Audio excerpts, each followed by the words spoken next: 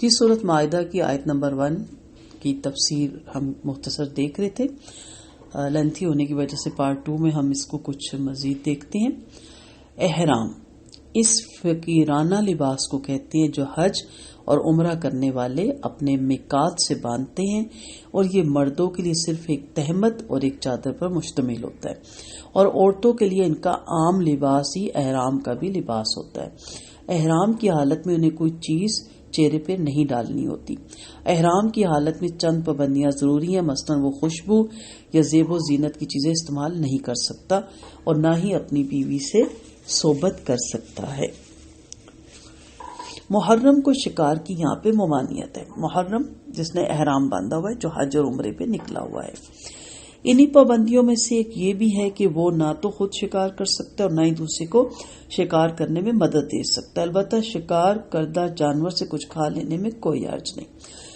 چنانچہ سیدنا ابو قتادہ رضی اللہ عنہ فرماتے ہیں کہ ہم حدیبیہ کے سال آپ صلی اللہ علیہ وسلم کے ہمراہ روانہ ہوئے اور اپنے چند ساتھیوں سمیت جو احرام باندھے تھے پیچھے رہ گئے، لیکن ابو قتادہ رضی اللہ عنہ نے احرام نہیں باندھا تھا.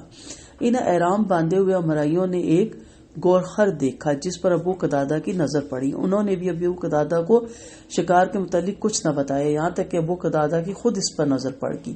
وہ اپنے گھوڑے پر جس کا نام جرادہ تھا سوار ہوئے اور اپنے ساتھیوں سے کہا ذرا میرا کوڑا مجھے پکڑا دو، لیکن انہوں نے انکار کر دیا. آخر ابو قتادہ نے خود اتر کر اپنا کوڑا لیا اور اس کو گورخر پر حملہ کیا اور اس کو زخمی کر کے اسے گرا دیا. پھر ابو قتادہ نے اس شکار میں سے خود بھی کھایا اور ان ساتھیوں نے بھی کھایا جو احرام باندھے ہوئے تھے.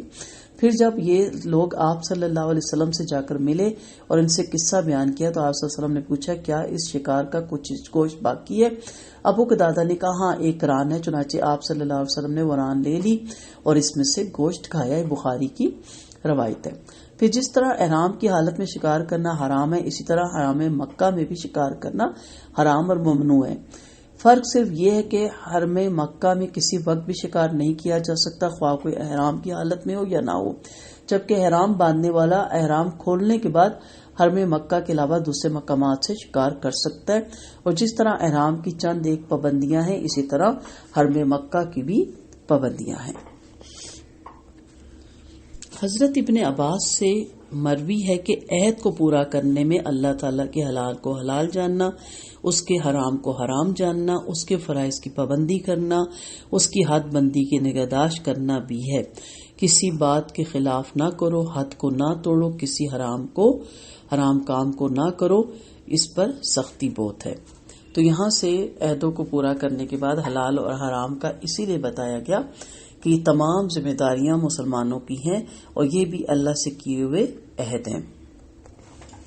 اب ہمارے ہاں عہدوں کو بہت لائٹلی لیا جاتا ہے. اس پہ سورۃ بقرہ پہ کافی تفصیل سے بات ہوئی تھی، لیکن دوبارہ ہم اس میں دیکھتے ہیں کہ سورۃ مائدہ کی آیت کا آغاز ہی اسی سے ہو رہا ہے کہ اپنے عہدوں کو پورا کرو.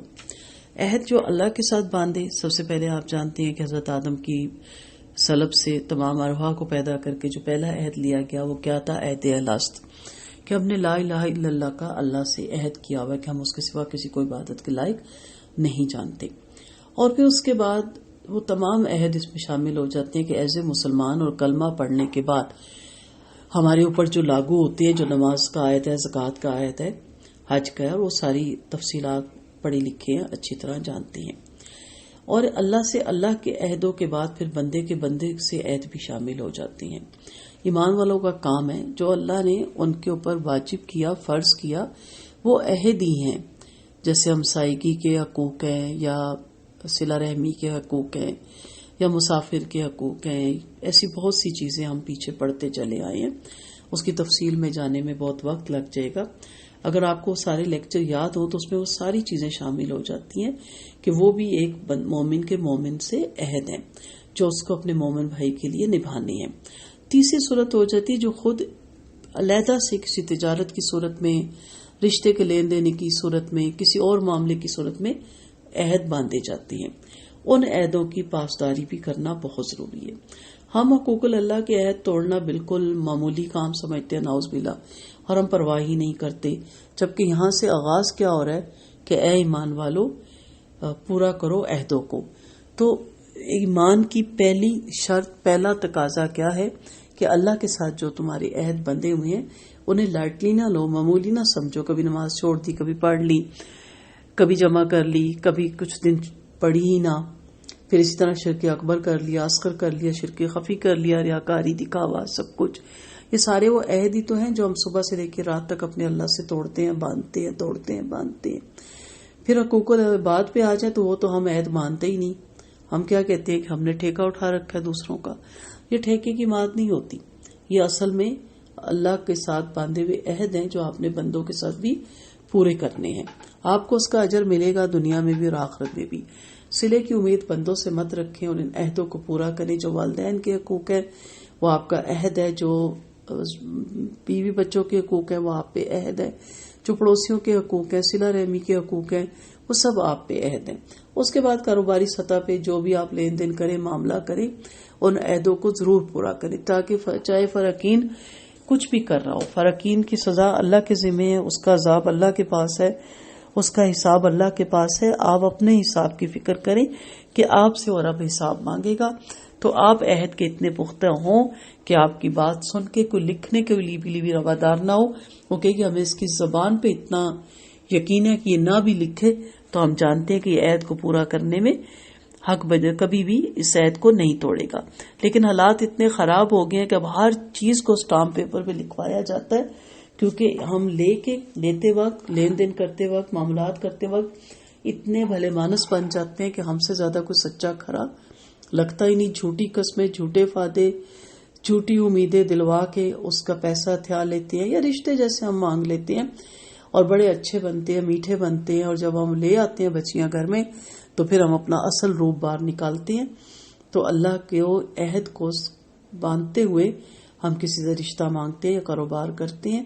تو اسی لیے اب اسٹامپ پیپر اور سب ان چیزوں کی ضرورت پڑ گئی ہے تاکہ کوئی مکرے تو پھر اس کو پکڑا جا سکے. افسوس کا مقام ہے کہ ایک مسلمان عہد کر کے مکر جائے تو پھر آپ بتائیں کہ پھر وہ ایمان اس کا کیا رہ گیا.